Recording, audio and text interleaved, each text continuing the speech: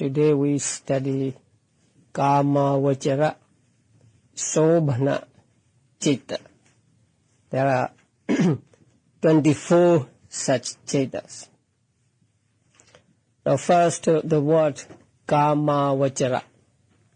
So Kama Vajara means that which mostly moves about or mostly roam. That means mostly arise in the 11 sensuous realms or of the sense sphere. Now there are 11 realms that are called Kama realm. 4 woeful states, human world, and 6 celestial worlds. So they are called Kama. And the type of consciousness which mostly arises in that realm, that means in the beings of that realm, is called Kama Vajara. So for short we call sense sphere consciousness. That means consciousness that arises in the sense sphere. Sense sphere means 11 sensuous realms.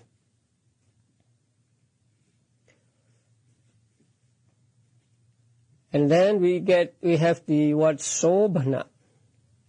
Sobhana means beautiful. Here beautiful means accompanied by 3 good roots. Now there are 6 roots, you remember. 3 bad and 3 good roots. So these are called Sobhana because they are accompanied by beautiful roots. That means non-greed, non-hatred, and non-delusion. In other words, non-greed means generosity, non-hatred means loving kindness, and non-delusion means wisdom. So those Chittas that are accompanied by these 3 roots are called Sobhana. Now, Sobhana is wider than Kusala because resultant consciousness and functional consciousness are also called Sobhana Chittas. They are also accompanied by 2 or 3 of these good roots or beautiful roots. So these Chittas are called Sobhana because they are accompanied by Sobhana roots, beautiful roots, and they are called Kama Vajara because they arise mostly in the 11 sensuous realms. So it does not mean that they do not arise at all in the form sphere or in the Brahmas and formless sphere, another kind of Brahmas.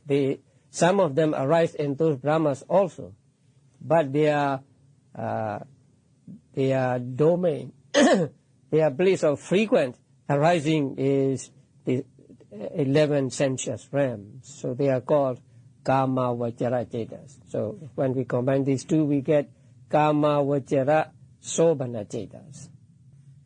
Up to now we have met what Chittas? Sobhana Chittas, right? Non-beautiful Chittas. That means just they are not accompanied by 3 beautiful roots. Among the 24 Kama Vajra Sobhana Chittas, there are 8 Kama Vajra Kusala Chittas, or Kama Vajra Sobhana Chittas are divided into 3 groups. One group is group of Kusala Chittas, the second group is Vipaka Chittas, and the third group is Kiriya Chittas. So Kama Vajra Kusala Chitta, there are altogether 8 of them. Now the word Kusala. In the commentary to Abhidhamma, the meaning of the word Kusala is given as 4, and And then it stated that 3 are suitable here. So kusala means healthy, absence of disease. Sometimes kusala is used in this sense. Say, when a person wants to, like greeting nowadays.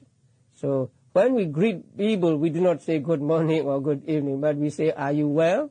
So that is a usual way of asking one's health. So we Burmese also, when we meet with each other, we don't say good morning or good evening. We say, are you well? So in Pali, you may ask, are you kusala? So kusala means healthy. Are you well? That is one meaning. The second meaning is blameless or faultless. So kusala means not blamable by noble persons, or faultless, no fault. And the third meaning is skillful. A person, when we say a person is kusala in doing something, we mean he is skillful in doing that thing. When a person is said to be kusala in the art of playing, say, let's say guitar, then we say he is kusala in playing a guitar. So kusala means skillful. And the fourth meaning is productive of happy results, productive of desirable results. So there are 4 meanings to the word kusala. So in Pali language, the word kusala is used in all these four meanings. But we have to understand the meaning of the word according to the context. And the commentary said that among them, the first, healthy, the second, blameless, and the fourth, productive of happy results. These 3 are suitable here. So, what about us translating kusala as skillful? Many people nowadays translate this kusala as skillful, right? You read in many books, and they say skillful, skillful. Sometimes I also use skillful. But the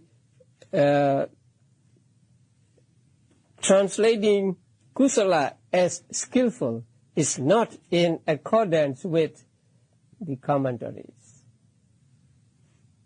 So I think we should avoid translating kusala as skillful from now on. And Bhikkhu Bodhi is skillful. When he wrote about kusala and akusala on page 31,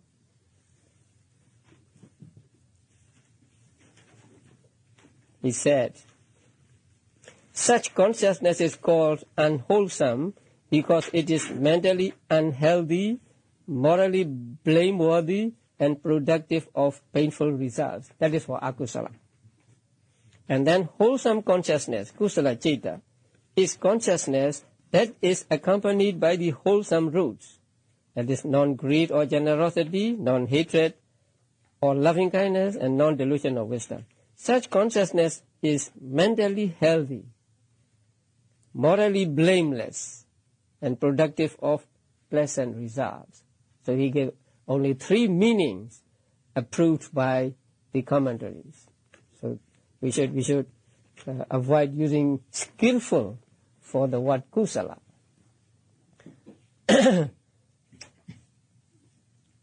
And the word skillful, I think, say according to commentary, it is out of place here. And the word skillful can have bad connotation also. You can skillfully kill a man and get away with it. So skillful sometimes can mean cunning or crafty. So it is not a good word for the kusala citta or say kusala karma.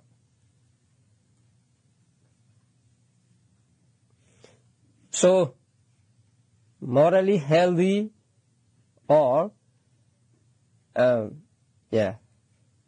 not blameworthy or blameless and productive of good results or pleasant results, desirable results. So that is what is called kusala. Now, when explaining these words, the commentaries have a habit of doing acrobatics of etymology.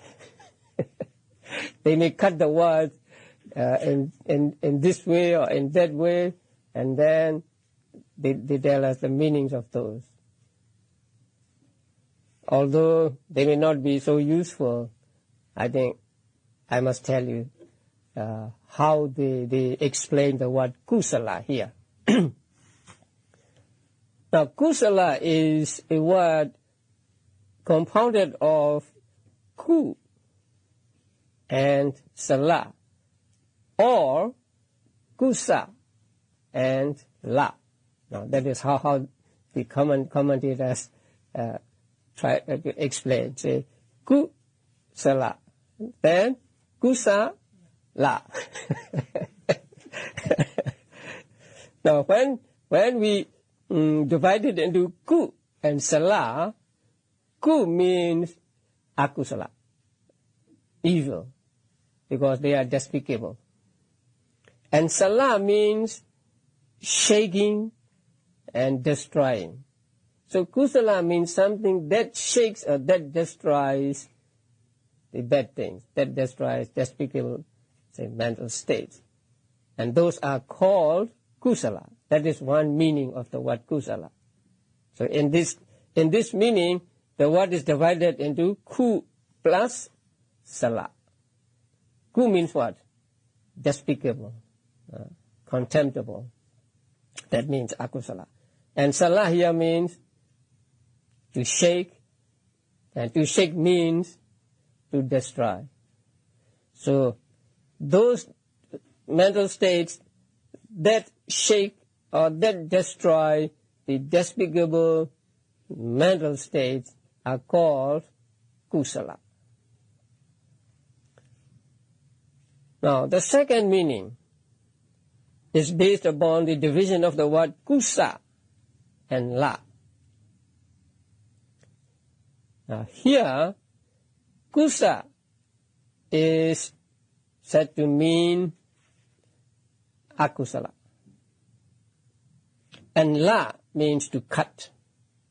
So those states that cut the kusa, which are akusala, are called kusala. So in this meaning, kusa means what? Kusa means akusala, evil, because they lie in the minds of beings in a despicable manner, and so they are called kusa. And those that cut, that chop off these kusas are called kusala. The third meaning is also based on the division as kusa and la. But in this case, kusa means wisdom, because wisdom can make an end of despicable mental states, akusala.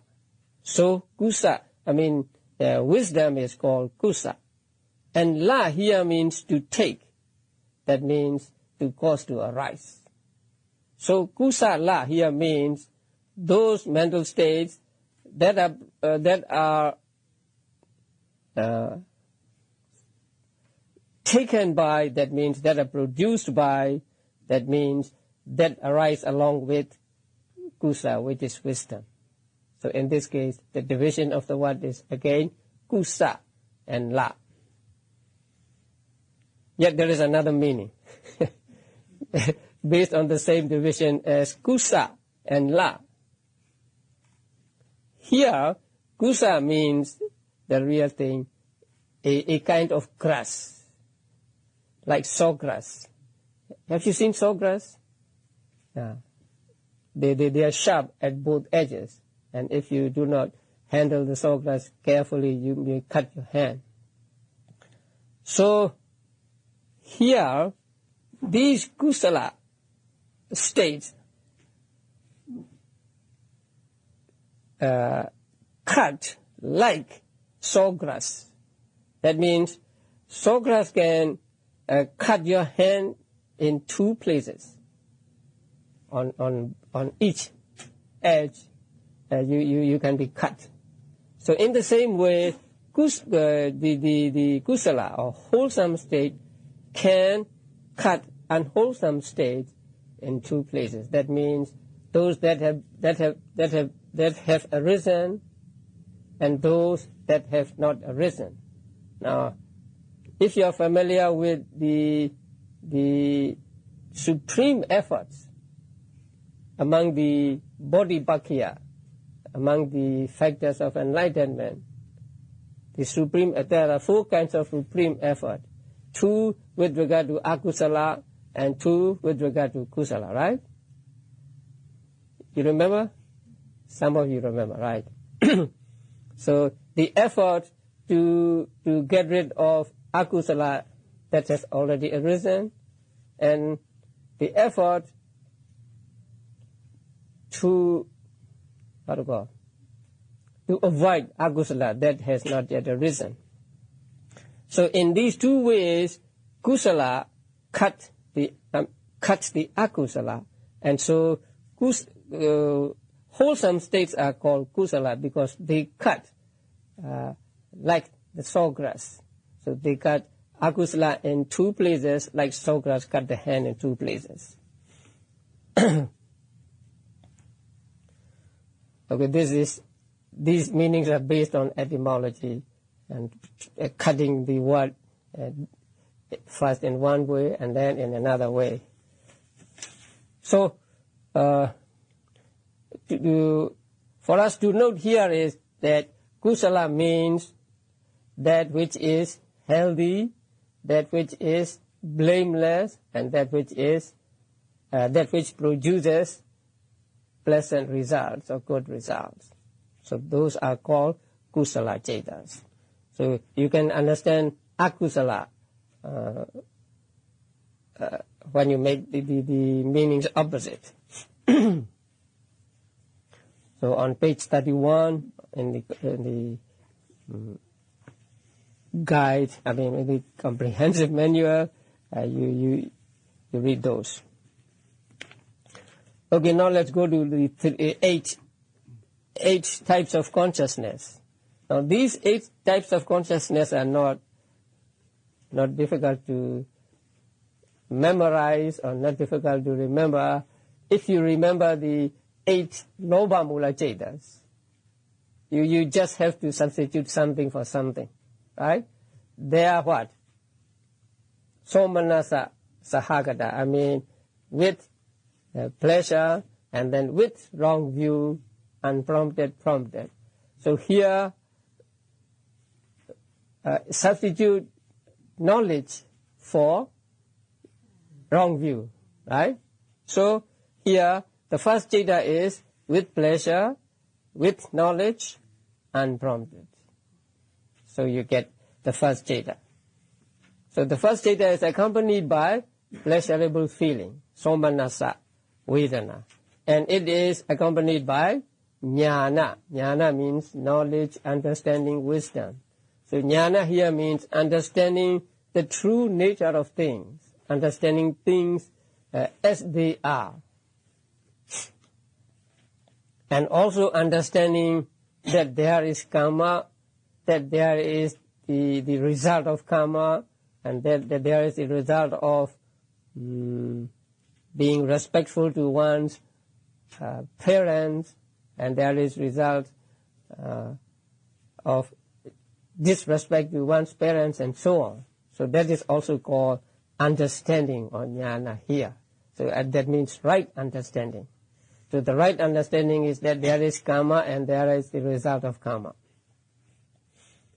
And then asankharika, I mean unprompted. Sometimes you may do without being prompted, and sometimes you may do with being prompted. So there are with knowledge two types of consciousness. One is unprompted, and the other is prompted. Number 3 and 4 are what? Again, they are accompanied by pleasurable feeling, but here there is no jnana, no understanding, no knowledge. Sometimes even we do merit without thinking much of it, carelessly maybe. So in that case, there may be no jnana. Sometimes, say we give something to somebody. We don't think of anything, or we just give it. So then jnana may not be with that. So in such a case, there is jnana vipayuda, without knowledge, consciousness. Also asankharika and sasankharika, unprompted and prompted. So we get four types of consciousness accompanied by somanasa, pleasurable feeling. If you understand the first 4, you understand the other 4. Just substitute indifferent feeling for pleasurable feeling. So just substitute upekha for somanasa. So accompanied by indifference and with knowledge, unprompted, prompted. And accompanied by indifference without knowledge, prompted and unprompted. So you get 8 types of kama vajra kusala cetas. And when do these cetas arise?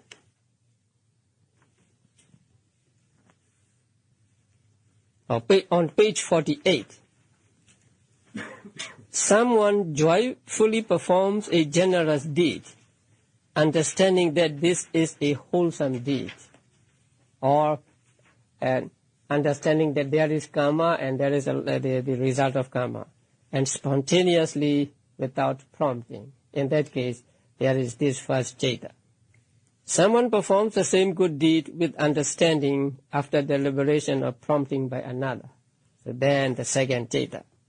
Someone joyfully performs a generous deed without prompting, but without understanding that this is a wholesome deed. And someone joyfully performs a generous deed without understanding after deliberation or prompting by another. So the 4th type of consciousness. Then from number 5 to 8, these types of consciousness should be understood in the same way as the preceding 4, but with neutral feeling instead of joy feeling. Now, these 8 types of consciousness are called wholesome or meritorious because they inhibit the defilements and produce good results.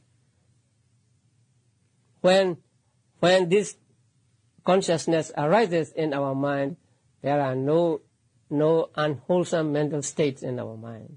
So they are said to inhibit the unwholesome mental states or defilements, and they produce good results.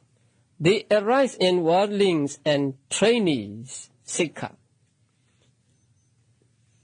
So these kusala cetas arise in worldlings, putujanas. That means unenlightened persons. And also trainees, sikha. Who are those trainees? Read on. Noble disciples at the 3 lower stages of stream enterer, once returner, and non-returner. Now there are 4 stages of enlightenment, right? What are the 4? Stream, let us use the term here. Stream enterer, once returner, non-returner, and arahant. Right? 4 stages. So trainees means those who have attained any one of these 3 stages. They are called trainees. It's strange that they are enlightened persons, but they are called trainees. Seika, because they are still learning. They have still something to do to get rid of mental defilements altogether. So they are called trainees. Now, these 8 types of consciousness arise in non-enlightened persons and also these 3 kinds of enlightened persons. But they do not arise in the arahants. In the arahants, they arise, but they are not called kusala. We'll come to that later. So, whenever we perform some meritorious deed, by body or by speech or just in the mind, there arises one of these 8 types of consciousness. Now you are learning Abhidhamma and I'm teaching Abhidhamma. What type of consciousness would it be? Are you happy or are you not? If you're happy, then the first, right? Jnana, with knowledge, yes, with knowledge, jnana sampayota. And you have to prompt yourself to come here.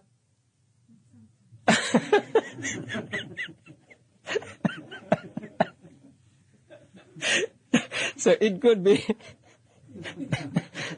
unprompted or prompted. Okay, so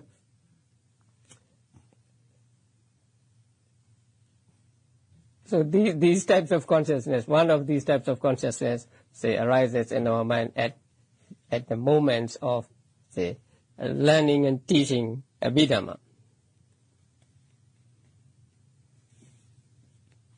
These states do not arise in arahants, whose actions are without karmic potency. So they do not arise in. As kusala, they do not arise in arahants. Arahants mean both Buddhas and arahants, Pachika Buddhas and arahants. Now the second group, Sahituka Kama Vajara Vipaka Citta.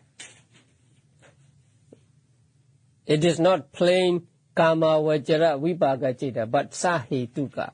Why? Because among the 18 rootless consciousness, there are Vipaka Cetas, right? They are Kama Vajra and Vipaka. But they are without roots. So in order to differentiate them from the Ahitukas, here we have to use the word Sahituka. If we don't say Sahituka here, Kama Vajra Vipaka may mean these 8 Cetas or the 8 Cetas among the 18 rootless consciousness. So we have to, if we want to specifically mean these 8, we have to use the word Sahituka. Sahituka Kama Vajra Vipaka. So you know the word Kama Vajra now, and Vipaka also you know, right? Vipaka means resultant consciousness, which ripens. There are 8 types of Kama Sahituka Kama Vajra Vipaka consciousness. Now these are the results of the above 8 Kama Vajra Kusala Cetas.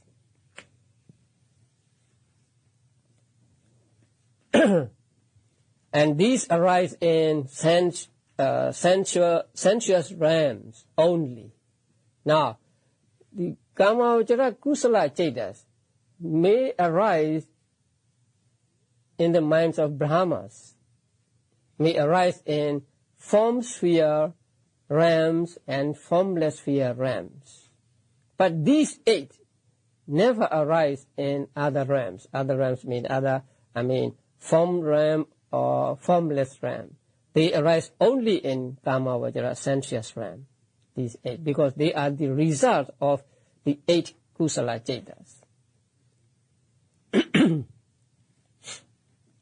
So these Sahituka Kama Vajra Vibhaga Cetas arise only in sensuous realms. But the Kama Vajra Kusala Cetas can arise both in sensuous realms and other realms.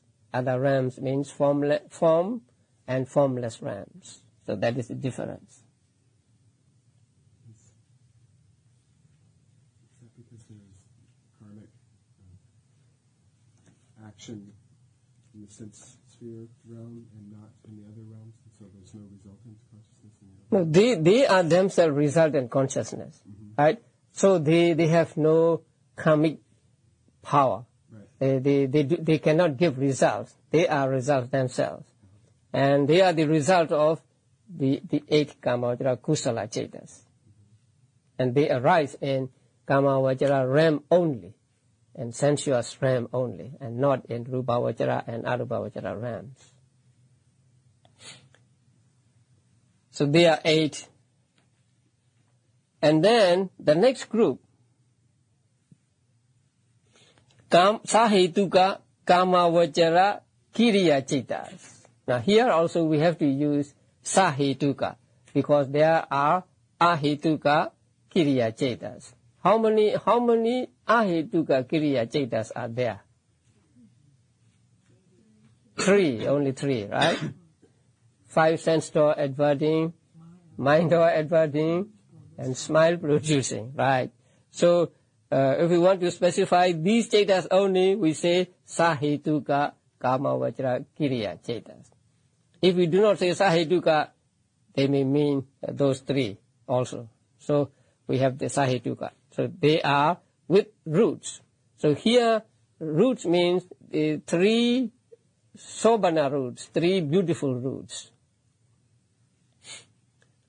They are also the same as Kama Vajra Kusala Cetas, 8 types of consciousness. And where do they arise? They arise in Arahants, Buddhas and Arahants only. Buddhas, Pachika Buddhas and Arahants only. Actually, these 8 Kiriya Cetas are identical with 8 Kusala Cetas. Now, when an Arahant does a meritorious deed, say practices charity or practices sila, the same type of consciousness arises in his mind, maybe accompanied by some pleasurable feeling and with jnana, with knowledge. But his ceta lacks karmic power, lacks the power to give results. So his ceta is called Kiriya Ceta, functional. It functions as a ceta and then it disappears. It did not leave any potential to give results. So that is the difference between Kusala consciousness and Kiriya consciousness. Why do they not have this potential, or why do they not have the ability to give results? Because the Buddhas and Arahants have destroyed moha, ignorance, and tanha, craving. So Buddhas and Arahants have no moha, no ignorance to cover their eyes with eyes of wisdom, and they have no attachment, so that they are not attached to anything and not attached to results and so on. And so their X becomes just X. Now their consciousness becomes just consciousness, arising and disappearing, just this doing just this simple function, and not any power to give results. So that is why they are Chetas are called Kiriya Chetas. Kiriya, literally translated, means doing. The doing means just arising and then disappears.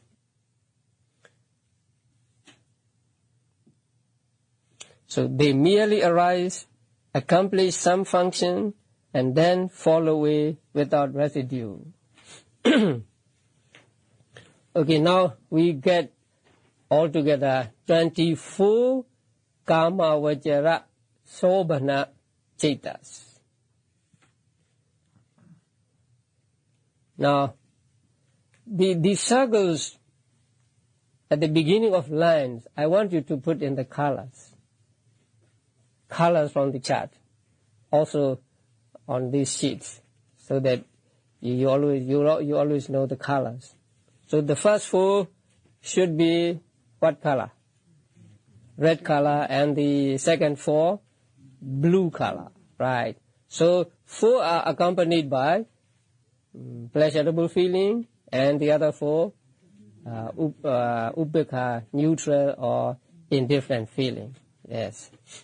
Now, why are there 8 Kama Vajra Kusala Chetas, 8 Sahituka Kama Vajra Vipaka Chetas, and 8 Sahituka Kama Vajra Kiriya Chetas? Why are there 8 instead of 1? Because consciousness as the awareness of an object is just 1. But this consciousness can become here 8, depending on which feeling it arises with, whether it is accompanied by knowledge or not, and whether it arises being prompted or not. So these 3 things, let us call them differentiating factors. In this book, the word dichotomy is used. It's a big word. So, differentiating factors. There are 3 differentiating factors here. Feeling, and then let's say knowledge, and prompting. So, with regard to feeling, there are the Kusala Cheta becomes 2.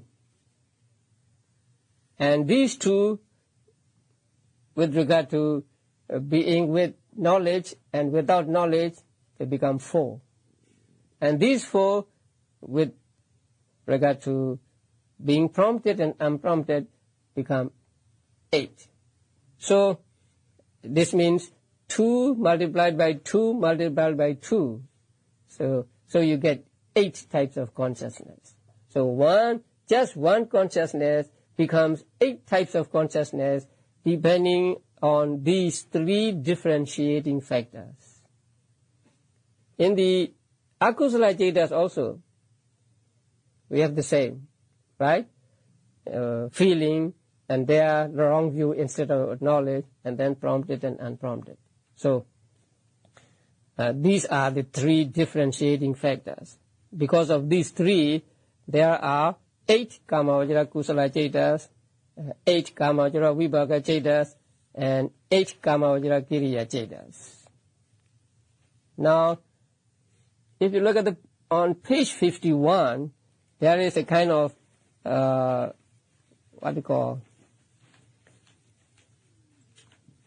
making you more familiar with these types of consciousness. So all types of consciousness experienced in the sense sphere, total 54. So those types of consciousness that arise mostly in sense sphere realms are 54, right? Yeah, 54. So can you count those 54? 12 Akusala Chetas, 18 Ahituka Chetas, and 24 Kama Vajra Sobhana Chetas. So altogether 54. So these 54 types of consciousness arise in beings in the 11 sensuous realms. Now, These Kamavajra Kusala, Vibhaga and Kriya Chetas are also called Mahakusala, Mahavibhaga, and Mahakiriya. Nobody knows for certain why they are called Maha. So one author gives one explanation and another author gives another explanation. But at least we must understand that they are called Mahakusala, Mahavibhaga, and Mahakiriya. Later on, they may be referred to as Mahakusala and so on. So please note this. Some say that because there are 8, or altogether 24, they are greater in number, and so they are called Maha. Maha means great, big. So 8 Kusala, 8 Vibhaga, and 8 Kriya.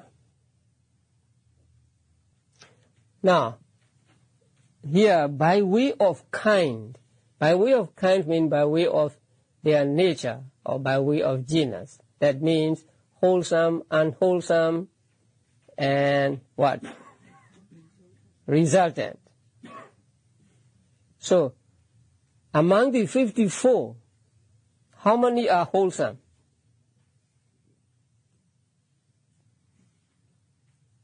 Wholesome. No. Wholesome. Wholesome. Kusala. Right. Only 8, right? 8 are wholesome.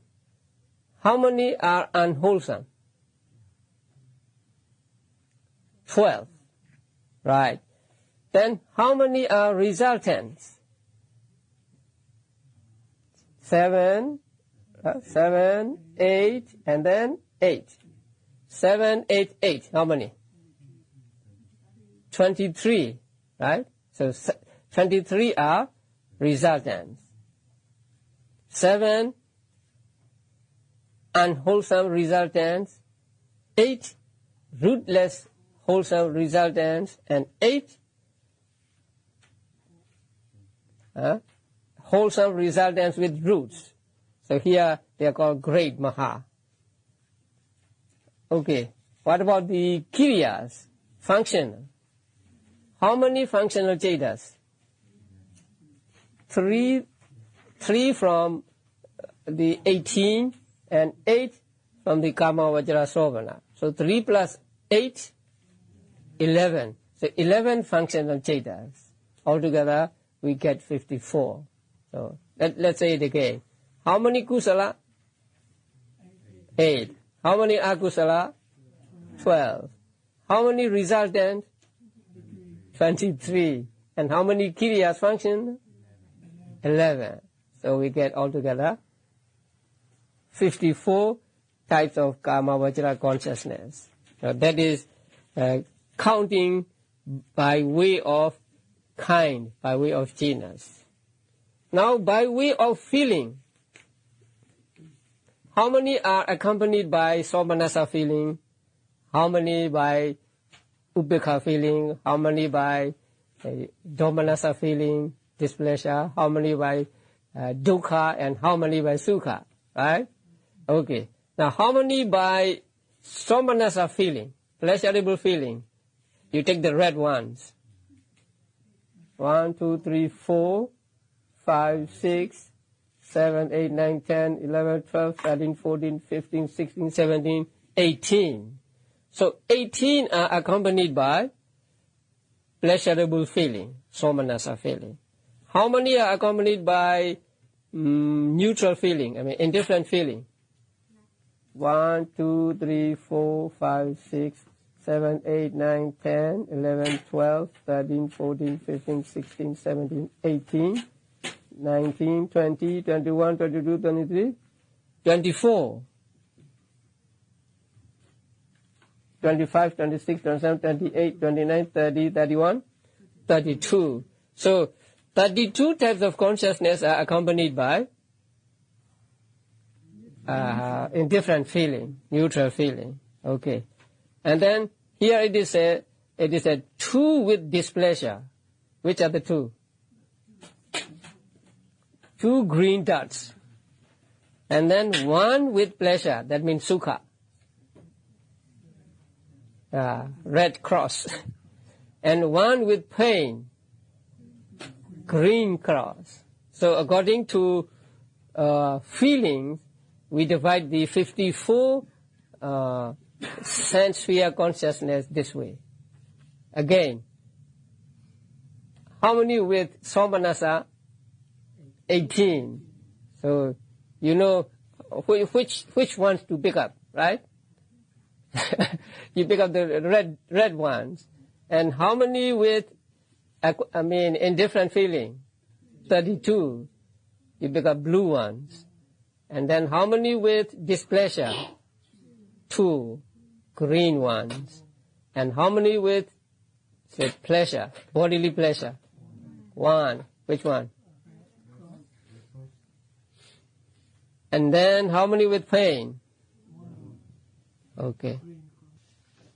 Then what is next? By way of association with knowledge and views. So which are associated, which are not associated, and which are neither associated nor not associated. Now, associated means associated with wrong view and also associated with knowledge. So, how many does it say here? 16 associated. Can you pick them up from the chart? Now, with wrong view and with knowledge, you must pick up. With wrong view, and then, yeah, right? Yeah. And then, with knowledge, yeah. How many? 1, 2, 3, 4, 5, 6, 7, 8. But it says 16. Oh. 1, 2, 3, 4, 1, 2, 3, 4. Right. And how many dissociated? Not associated. 16. Right? Yeah. Right. And then, yes.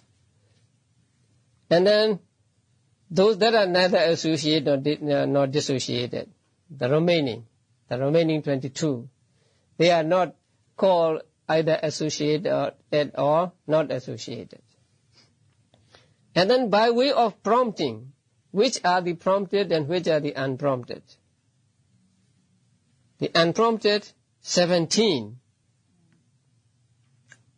Yeah. And then, right.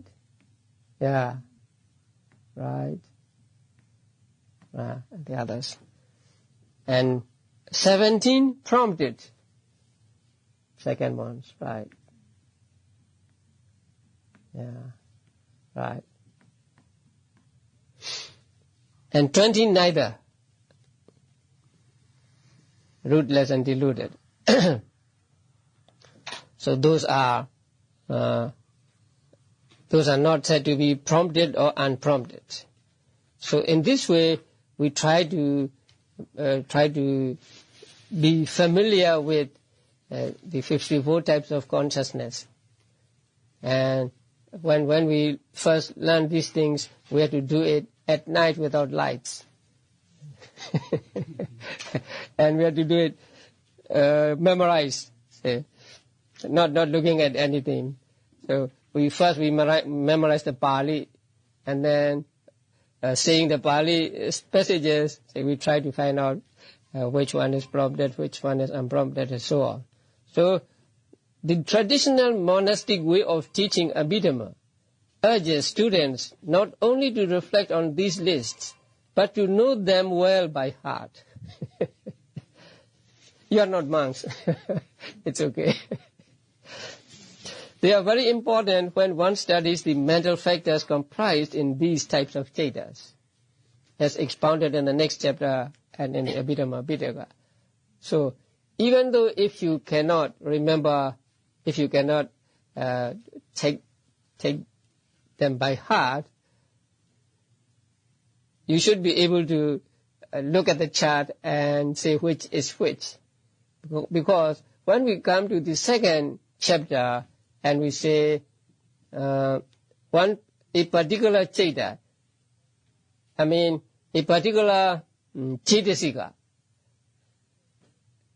arises with so many Chaitas, then you will have to find out the Chaitas here. For example, say about the initial application, Vittaka. Now, Vittaka arises with 55 Chaitas. Then you have to find out 55 Chaitas from this list. So if you are not familiar with this list, either you have memorized it or you have the chart with you. If you cannot identify them, then you will be confused. And once confused, then the next step also will be confused, and so on, and you will lose interest. So at least, please be familiar with this chart, and keep this chart always with you.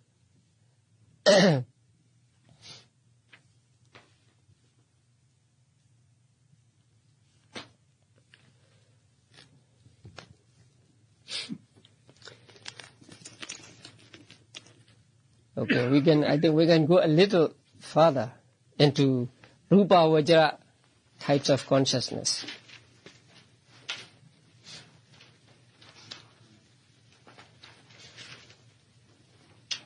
Now, Rupa Vajra Chaita 15. Oh, wait a minute. Please look at the note I've given you the other day.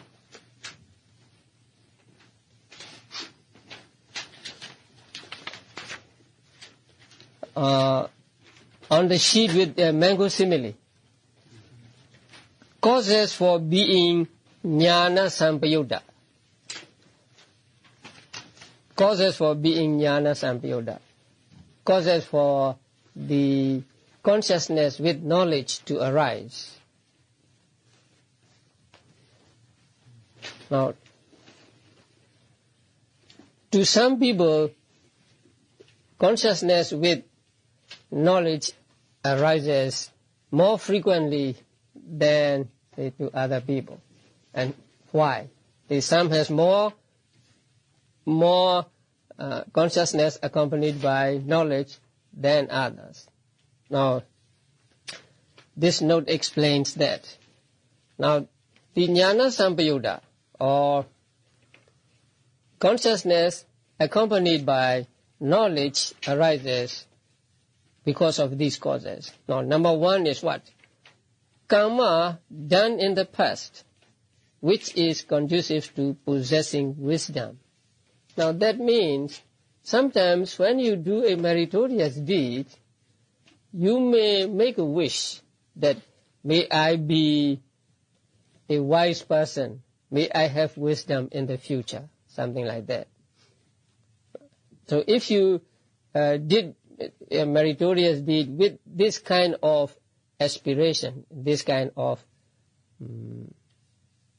wish, then in your future lives,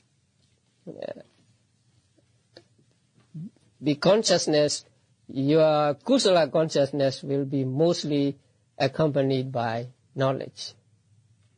And also, if you help spread the teachings, or if you make donations for spreading the Dharma, or if you do teaching, then that is also a karma which is conducive to possessing wisdom in the future. So, because of such karma in the past, you may have more frequently consciousness accompanied by knowledge. And the next cause is rebirth in Rupa Loka. That means rebirth as Brahmas, which is a world free from ill will. Now, it is said that Brahmas have no ill will, no anger. Now, anger is one mental state which weakens the the understanding, the knowledge. So if you want to be a wise man, if you want to have knowledge, you have to control your anger. Don't have anger too often. If you are angry too often, then it makes your knowledge weak, and so you will not get knowledge much. Now, in the Brahma Loka, there is no ill will, no anger. And also, the conditions are much better in their realms than in the human realm. And so, these Brahmas tend to get consciousness accompanied by knowledge more often than the other beings. Number 3, maturity of mental faculties. Now there are what we call mental faculties: confidence, effort, right effort. Next what? Mindfulness. And then 4th, concentration. And 5th, wisdom again. So when they are called faculties. When these faculties become mature, then you tend to get consciousness accompanied by knowledge. When do they become mature? Now look at the 10 decades in the life of a man. Now, a life of a human being is divided into 10 decades, taking that a man would live 100 years. You may not live 100 years, but it is the lifespan at the time of the Buddha, and I think it still is now. So, a life of a human being is divided into 10 segments, 10 decades. The first is called what? Tender decade. That means you are weak, because from your birth to 10 years of age, you are just a child, and so you are weak. And then the second is what? Sport. That means joy or happiness. You have fun during these years, teenage years, from 11 to 20. And then 3, the decade of beauty. So your beauty blooms during that time. So from 20 to 30 is the best time for people to become beautiful. Number 4, strength. So from 30 to 40, you gain more strength, you become more strong. And from now, what? From 40 to 50 is the decade of wisdom. So it is said that if you reach the age of 40 and up to 50, so that is a time that your faculty of wisdom matures, and so whatever you think that you get good answers, and you had this kind of penetrating knowledge. So this is the decade of wisdom from 40 to 50.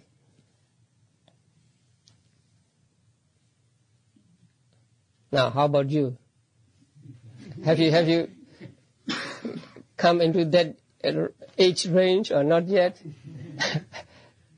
If you are not yet, it's good. So you have hope that I'll become more mature, and so I will have more wisdom when I get to be 40 and 50. Number 6, decline. Oh, that's not good. From 50 to 60 is a decline.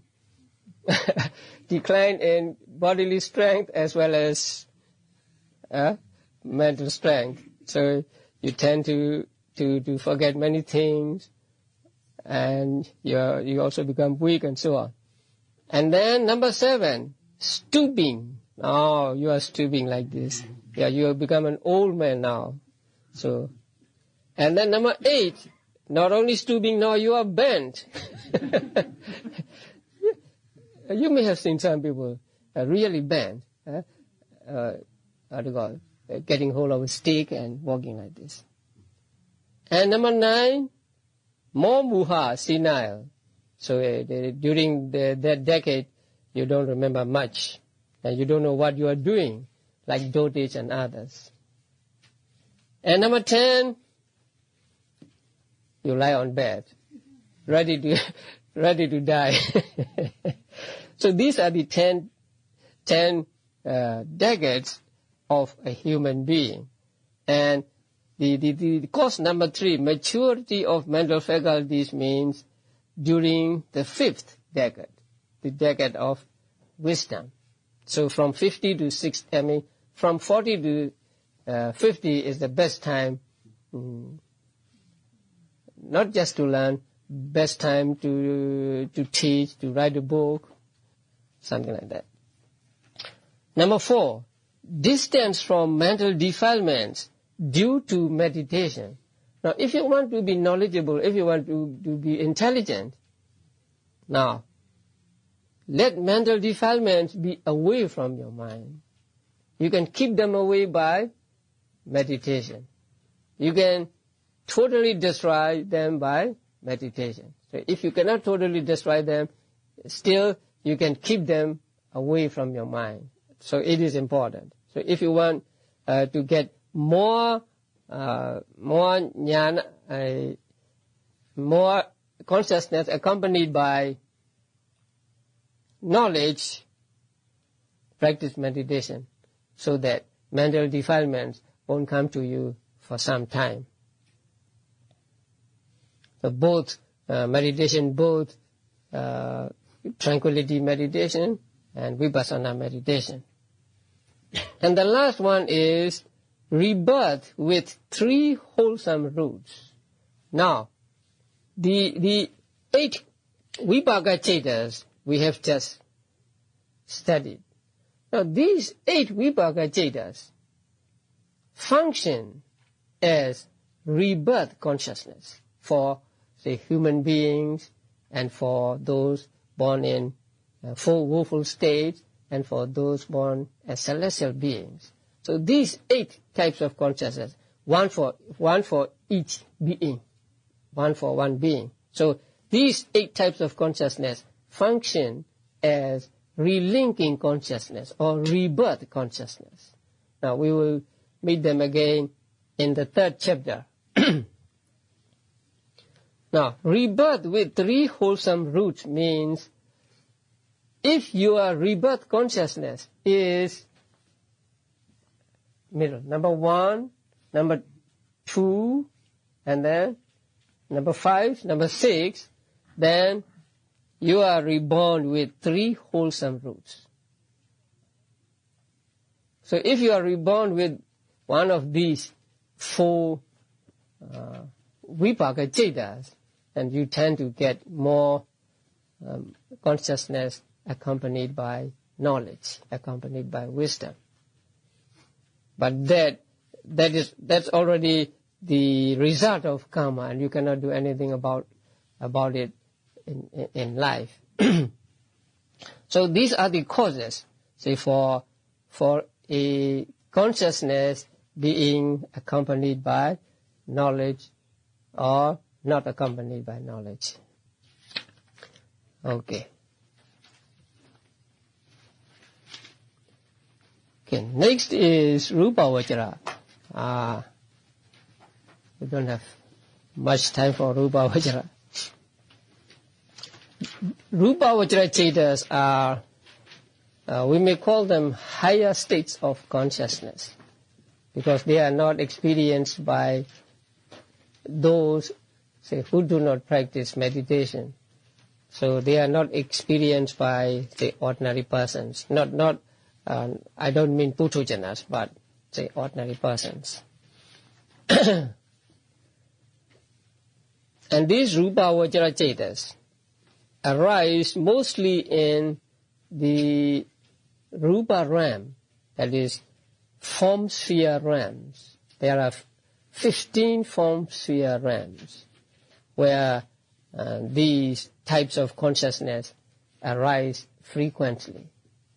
And as usual, we are not to understand that these arise only in Rupa Vajra realms, because they arise in human realms also, they arise in celestial realms also. but their main domain for their arising is the 15 rupa vajara realms. And these chetas are called jhana chetas, right? Jhana chetas. So jhana is a difficult word to translate.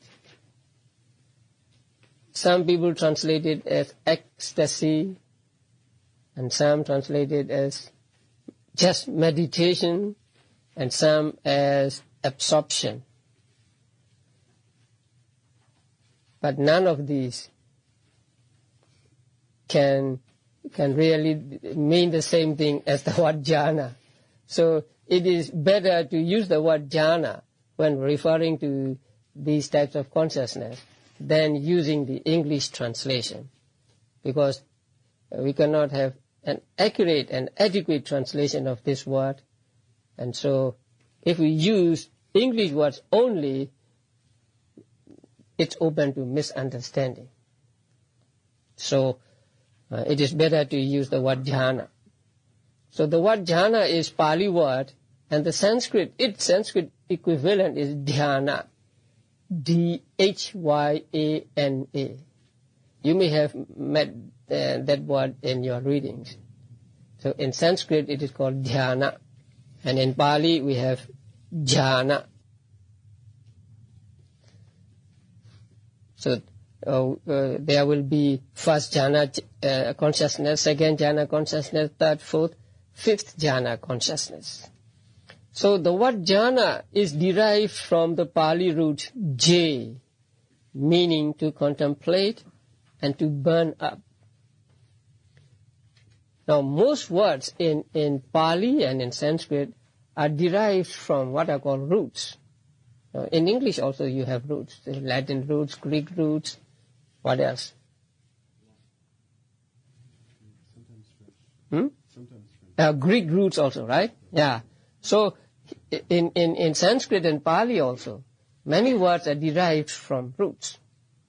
Now this Pali word jhana is said to have derived from the root j, and it has the meaning of to contemplate means to look closely, and to burn up. So it has two meanings in Pali, the root j, and both meanings are applied here, applied to this type of consciousness. Thus the jhanas are so called because they closely contemplate the object. So when you get the jhana, your mind is as it were stuck to the object. You are closely observing the object. And because they burn up the adverse states opposed to concentration. Now there are these opposite states called mental hindrances. And these jhanas are said to burn these mental hindrances. That means they don't let these mental hindrances arise. So when you are in jhana, these mental hindrances cannot arise in your mind. So they are said to burn up the mental hindrances, which are adverse states opposed to concentration. And these 5 hindrances are called nivarana in Pali. And they are 5, right? On the sheets. They are on the sheets. So how many of them are there? 5 hindrances. Now you need to know these 5 hindrances, because we'll have to refer to it again later. So what are these 5 hindrances? Sensual desire. That means desire for sense objects. Not necessarily sensual, but desire for sense objects. You want to see something, you want to hear something, you are attached to something you have seen, you are attached to some sound, so that is sensual desire. And second one is ill will. Ill will means anger, hate, depression, worry, anxiety. All these are included in ill will. And then the third one is actually two, sloth and torpor. Sloth is one thing and torpor is another, but they are taken as one mental hindrance here. These are all mental factors, and so we will meet them in second chapter. And then the next one is also a combination of two, restlessness and worry. Now, I took it from the comprehensive manual, so the word worry is used there. I prefer the word remorse rather than worry. So restlessness and remorse, although they are two separate mental states, they are said to be one mental hindrance here. So that one mental hindrance. And the last one is doubt. The doubt about the Buddha, Dhamma, and Sangha, and so on. So these are called 5 mental hindrances because they hinder concentration. They hinder jhana. They are obstacles to concentration and jhana. So they are called hindrances. The jhana consciousness, or rather the jhana factors, inhibit these 5 mental hindrances. So we'll come to that later. Okay. Now, what happens when a jhana consciousness arises, or what must we do if we want to have jhana consciousness? In order to get a jhana consciousness, we must practice what is called samatha meditation, tranquility meditation. There are 40 subjects of tranquility meditation. Some subjects cannot help us to get jhanas, but there are many others that can help us to get jhanas. Now the most popular subjects are the kasinas. Kasinas means, let's say, discs. Discs of earth, or of water, of fire, of air, and also of color. Blue, yellow, red, and white. In order to develop jhana, you practice kasina meditation. Let us say just kasina meditation. You can practice other meditations too. So when you practice kasina meditation, you first try to get a disc, or you make a disc for yourself. Say a disc about 9 inches or 10 inches in diameter, a round one, with clay. If you want to make an earth kasina, you find some clay and then make it in a put the clay on the frame, say on the cloth or something, and then you look at that many times or many hours. So you put that disc in front of you, not too close, say not too far, and just the right position. Because if it is too high, then you'll get pain in your neck. Also, if it's too low. So at the right position, you put it. And then you try to concentrate totally on that disc. And you do not pay attention to any other objects, your wanderings or whatever. You do not pay attention to them. You try to put your mind totally on the kasina. The word kasina means total, whole. So that means your mind should be on the whole of the kasina. And then you must memorize it actually. So you look at that disc, let's say it is an earth kasina. So you look at the earth kasina And then you say earth, earth, earth, earth, earth, thousands and thousands of times. And then you try to memorize it. You close your eyes and see whether you can see with your eyes closed. If you can, you just close your eyes and try to see that image. And if it disappears, you open your eyes again and then memorize it. So this way, you open your eyes and then close them, and open your eyes and close them, and memorize the image. Now, when you can see the image with your eyes closed, you are said to have got the grasped sign. In the book, it's called learning sign, but I don't like that word, learning sign. The Pali word ogha means to pick up here, to pick up, or say to hold on to grasp. That means you have grasped this sign. You have got this sign in your mind. So when you get this sign, you are able to see with your eyes closed. I mean, you are able to see that image with your eyes closed. So that image is actually a concept. It is not reality anymore, because when you look at it, it is called reality. But since you have got the image in your mind, it becomes a concept. So after getting that concept, after getting that sign, you may dispose of the kasina object.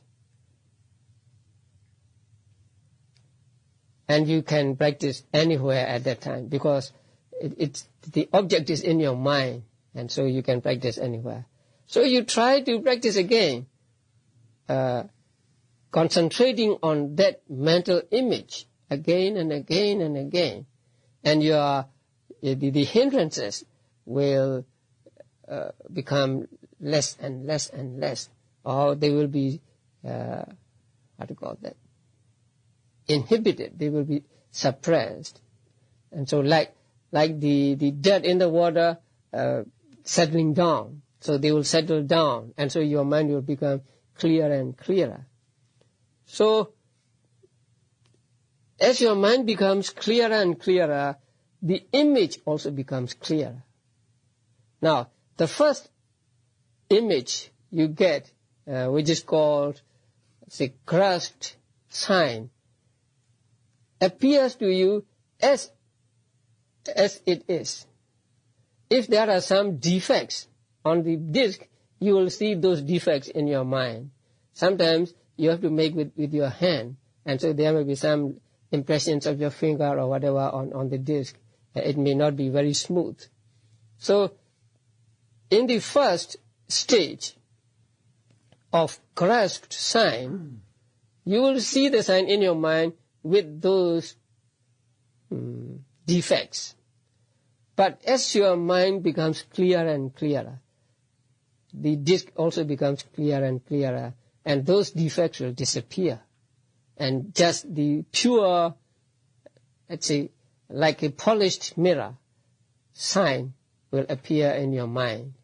And that sign is called counterpart sign, or we may say identical sign. So the counterpart sign.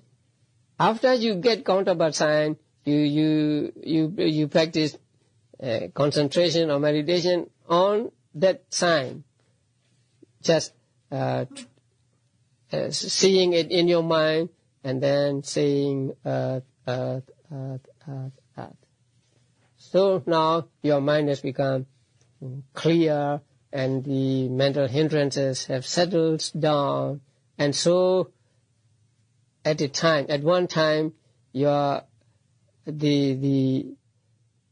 jhana consciousness will arise in your mind. And when the jhana consciousness arises in your mind is on that counterpart sign, firmly grasped that counterpart sign. So that type of consciousness is called jhana consciousness. It is not the kama vajra consciousness. It is a Rupa Vajra consciousness. So that's why it is, we can call it a higher state of consciousness. And that kind of consciousness, or the jhana consciousness, can be of 5 kinds. So we have 5 jhana consciousnesses. And they are described in this book or in this manual by their respective jhana factors. The first jhana has or is accompanied by how many factors? Vitakka, Vichara, Piti, Sukha, Ekaggata. 5 jhana factors. And the second jhana accompanied by 4 jhana factors. The third accompanied by 3 jhana factors. Fourth accompanied by 2 jhana factors. And fifth accompanied by 2 jhana factors. So there are said to be 5 jhanas. One, the succeeding one, higher than or better than the previous one.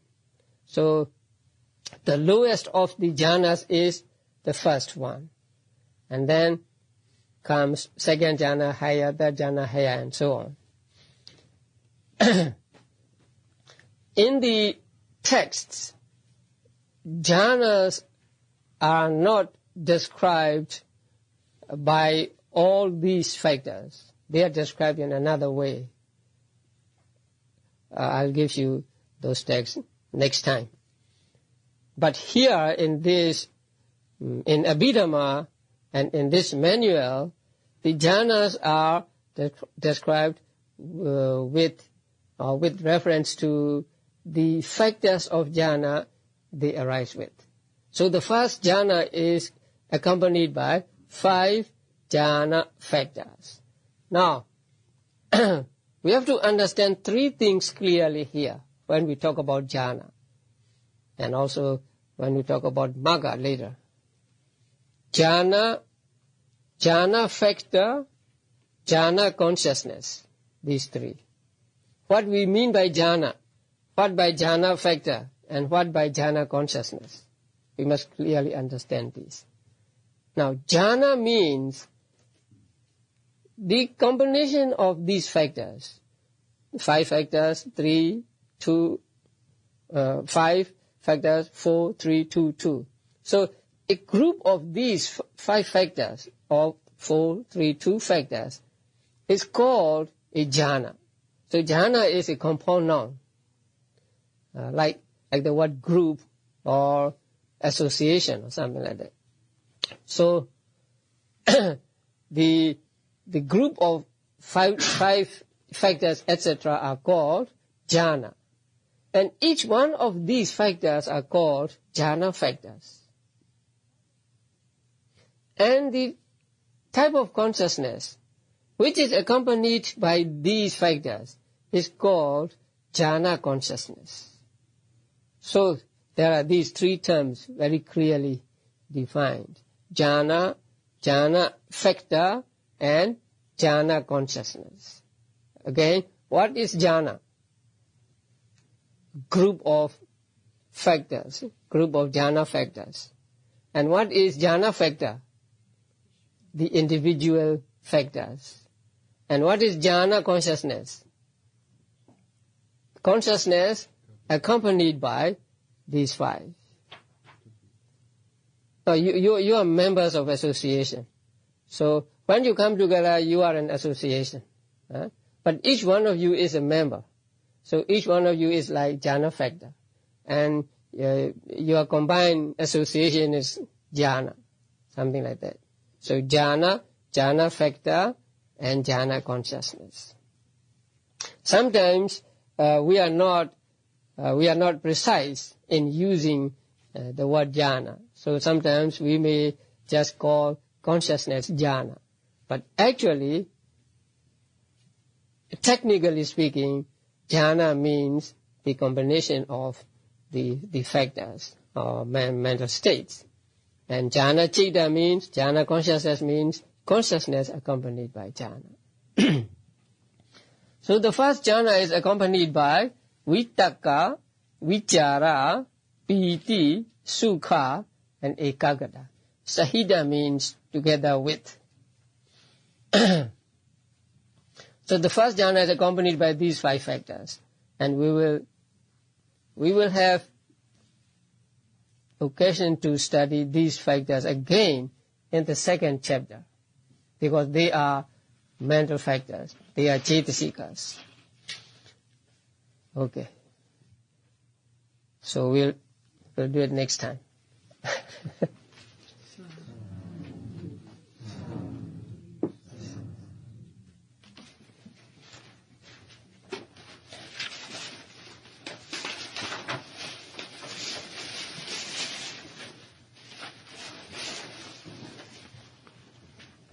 You see that in the manual, the Pali is different, I think, from the Burmese, because in the Kamavachara Kusala, he uses Sahetuka Kamavachara Kusala. Yes, that's but all in right. the Burmese, I mean, in the Kusala, there is no Sahetuka. Because I got the Burmese too. Imani Atapi Sahetuka Kamavachara Kusala. Oh, right. Kamavachara Kusala. Yeah, it's Right. necessary Sahetuka. Right, it's no Sahetuka. But only in Vipada and Kiriya. Yeah, in Right, the right. Girija, yes. Yeah. Oh, right. Because I had transcribed, transcribed from the Burmese into English. Yeah. And it is Oh, different. yes. Yeah. Oh, right.